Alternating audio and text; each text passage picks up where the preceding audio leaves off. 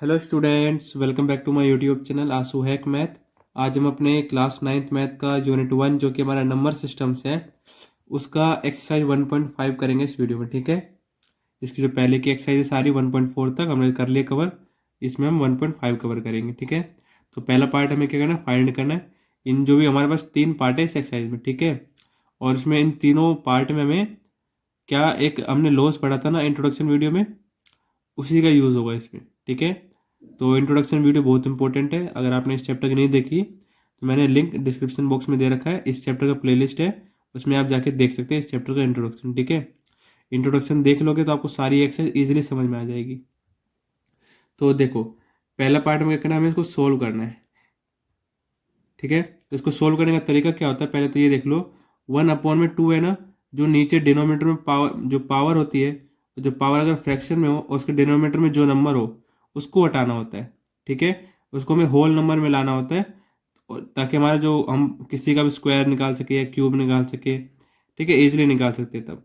ठीक है, तो हमें क्या करना है, डिनोमिनेटर को हटाना है तो हमारे पास ऊपर कोई नंबर आ जाएगा। ठीक है, तो इसको कैसे सोल्व करना है पहले देखो। 64 को मैं कैसे लिख सकता हूँ, 8 का स्क्वायर लिख सकता हूँ ना। ठीक है, अब 8 का स्क्वायर लिखने के बाद हम यहाँ पे एक आइडेंटिटी यूज करेंगे। देखो, एक आइडेंटिटी होती क्या, ए की पावर m हो और इसकी होल पावर n हो।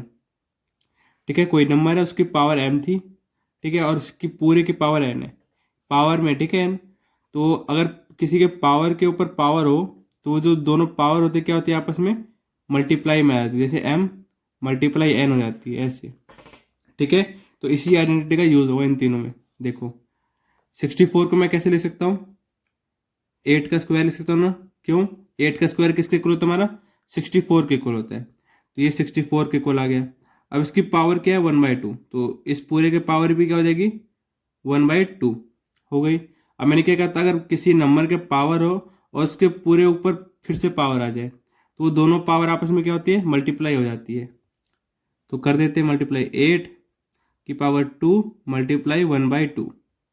ठीक है, और मैंने 8 का स्क्वायर इसलिए सोचा क्योंकि नीचे क्या है 2 है ना, तो मेरे को ऐसा नंबर सोचना है जिनका स्क्वायर 64 बन जाए। ठीक है, यहाँ से 2 बन जाए 2, 2 बन जाए 2 कट जाएगा, क्या आ जाएगा 8 की पावर 1, और 8 की पावर 1 किसके इक्वल होगा, 8 के इक्वल होगा। ठीक है, तो ये हमारे फर्स्ट पार्ट का आंसर हो जाएगा। अब सेकंड पार्ट देखो, नीचे डिनोमिनेटर में क्या है 5, तो हमें ऐसा नंबर सोचना जिसकी पावर 5 करेंगे तो 32 आ जाए। ठीक है, ताकि हमारा ये दोनों मल्टीप्लीकेशन हो जाए इस आइडेंटिटी का यूज करके, और दोनों 5 और 5 कट जाए। ठीक है, तो 32 का फैक्टर क्या होता है, देखो सबसे पहले आप क्या करा करो, फैक्टर निकाला करो तो आपको पता चल जाएगा। इसका फैक्टर निकालोगे तो क्या आएगा 2 मल्टीप्लाई 2 मल्टीप्लाई 2 मल्टीप्लाई 2 मल्टीप्लाई 2। ठीक है, 5/2 आ जाएंगे, 2 2 जा 4, 4 2 जा 8, 8 2 जा 16, 16 2 जा 32। ठीक है, ये 32 का पावर हो जाएगा। अब मैं इसको कैसे लिख सकता हूँ, 2 का 2, कितनी बार 2 है 5 बार है ना, तो पावर में आ जाएगा 2 की पावर 5। ठीक है, तो 32 को मैं कैसे लिख सकता हूँ, 2 की पावर 5, और इसकी होल पावर क्या है 1/5 है ना, 32 की पावर 1/5 है ना क्वेश्चन में, तो वही मैंने लिख दिया। अब किसी नंबर का पावर हो और उसके फिर से पावर आ जाए तो वो पावर पावर क्या होते हैं आपस में मल्टीप्लाई हो जाती है। तो कर देते हैं 5 मल्टीप्लाई 1/5, 5 से 5 कैंसिल, क्या आ जाएगा 2 की पावर 1, और 2 की पावर 1 किसके इक्वल होता है, 2 के इक्वल होता है। ठीक है, अब ये देखो, अब यहाँ से आपको फिर से अगर नहीं पता ये किस नंबर का क्यूब है तो आप क्या करोगे, इसका फैक्टर निकालोगे। तो 125 का जब फैक्टर निकालो क्या आएगा, 5 मल्टीप्लाई 5 मल्टीप्लाई 5। क्यों, देखो 5 5 जा 25, 25 5 जा 125 हो जाता है। तो मतलब इसको मैं कैसे लिख सकता हूँ, 5 का 5 और कितनी बार 5 है 3 बार, तो ये पावर में आ जाएगा। ठीक है, 5 की पावर 3 हो जाएगी। ठीक है, तो 125 को मैं कैसे लिखता हूँ, 5 का क्यूब, और इसकी होल पावर में क्या है 1/3। ठीक है, अब क्या होगा, ये दोनों पावर आपस में क्या हो जाएगी, मल्टीप्लाई हो जाएगी, 3 मल्टीप्लाई 1/3, 3 1 जा 3, 3 1 जा 3 कट जाए, क्या आ गया 5 की पावर 1, और 5 की पावर 1 किसके होता है 5 के, तो ये हमारा थर्ड पार्ट का आंसर आ गया। ठीक है, अब हम बढ़ते हैं अपने अगले क्वेश्चन पर। देखो, अगले क्वेश्चन में पहला पार्ट क्या है, 9 की पावर 3/2। मैंने क्या कहा था, जो पावर में है अगर फ्रैक्शन में आ रहा है तो हमें डिनोमिनेटर को हटाना होता है। वो कैसे हटाते हैं, उस नंबर को हमें स्क्वायर, जैसे कि यहाँ पे 2 है तो उसका स्क्वायर सोचना पड़ेगा।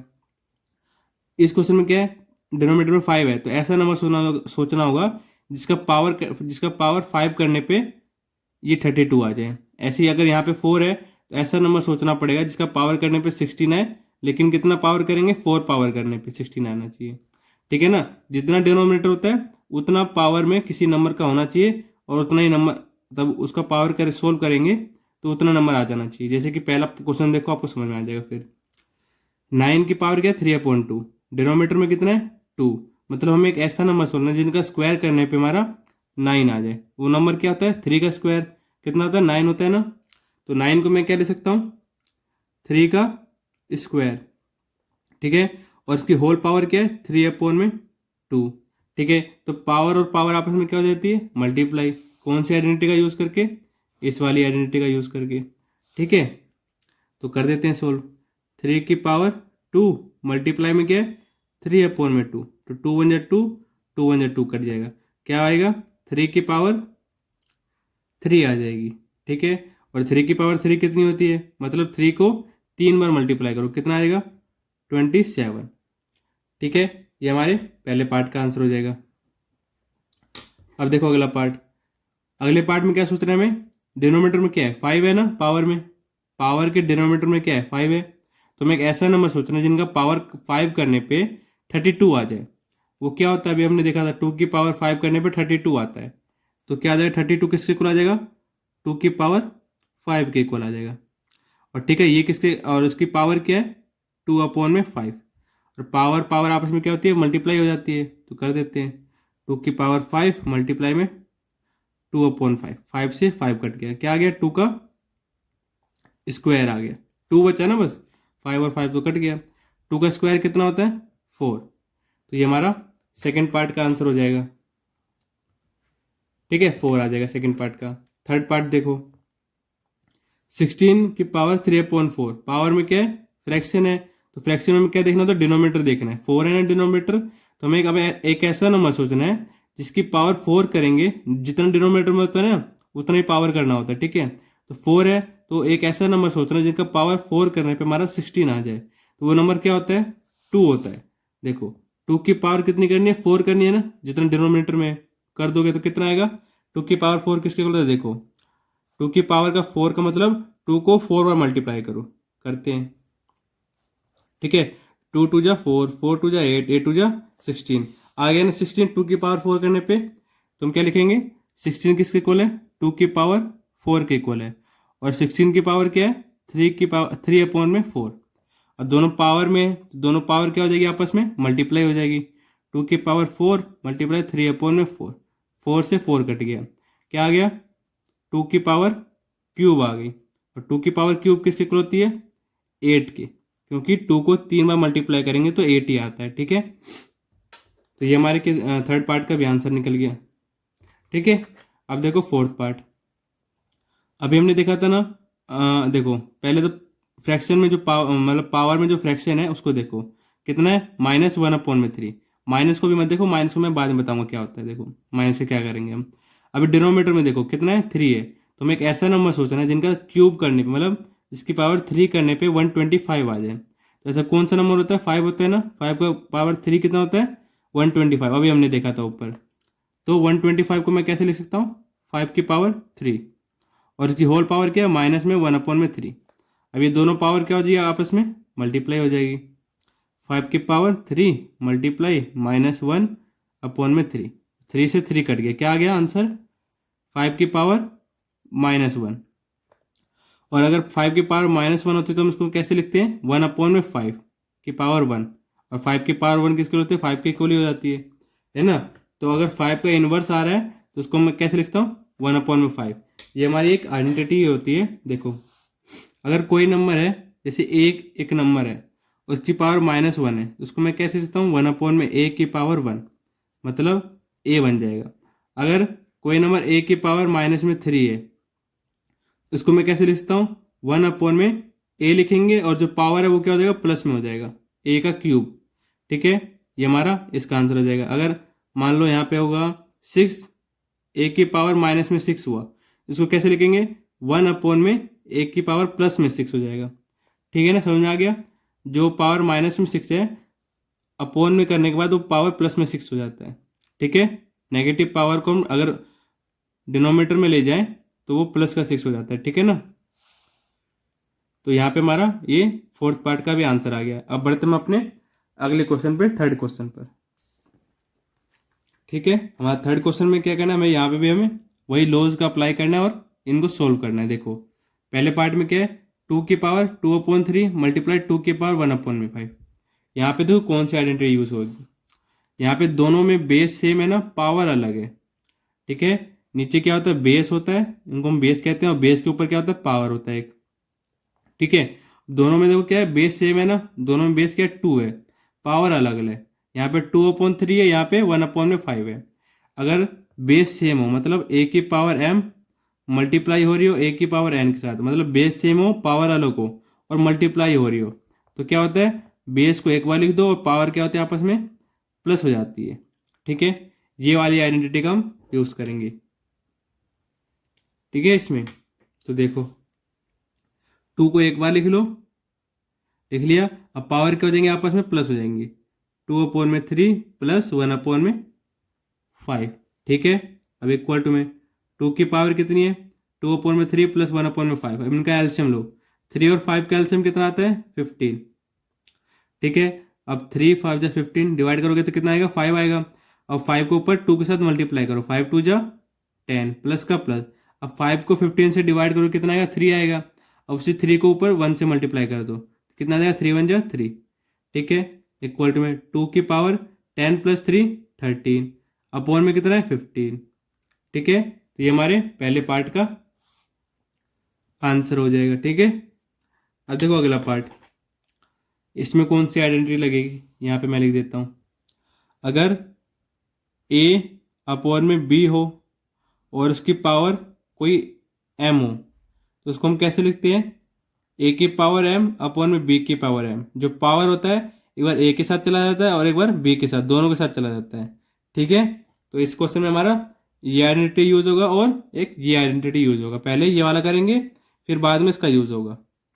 ठीक है, पहले इसका देख लो कैसे करते हैं हम। जो पावर होती है वो दोनों अंदर में, दोनों के साथ मल्टीप्लाई मतलब पावर में आ जाती है। तो बाहर पावर क्या है, 7 है ना, तो उसको हम क्या करेंगे, अंदर ले जाएंगे। देखो 1 की पावर 7 अपॉन में 3 की पावर 3 तो पहले से ही है और इसकी पावर भी 7 हो जाएगी। ठीक है, आया समझ। जो 7 था बाहर 1 के ऊपर भी आ गया और 3 का क्यूब था ना, और इसके ऊपर भी पावर आ गया 7। ठीक है, 1 की पावर 7 किसके इक्वल होती है, मतलब 1 की पावर 7 मतलब 1 को 7 बार मल्टीप्लाई करो। अगर 1 को 7 बार मल्टीप्लाई करो कितना आएगा, 1 ही आएगा। मतलब 1 की पावर 7 किसके इक्वल है, 1 के इक्वल है। ठीक है, अपॉन में कितना है, 3 का क्यूब है। अब देखो यहाँ पे ये वाली आइडेंटिटी यूज होगी।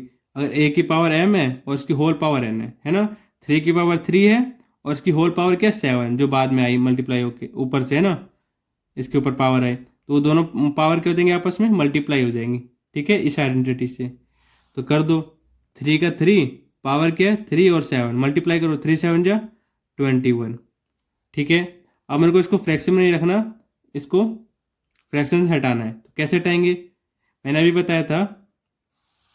यहाँ देखो अगर पावर माइनस में है उसको फ्रैक्शन में मतलब 1/, में ले आओ, डिनोमिनेटर में ले आओ, अगर ऊपर है तो पावर क्या होता है, प्लस में होता है।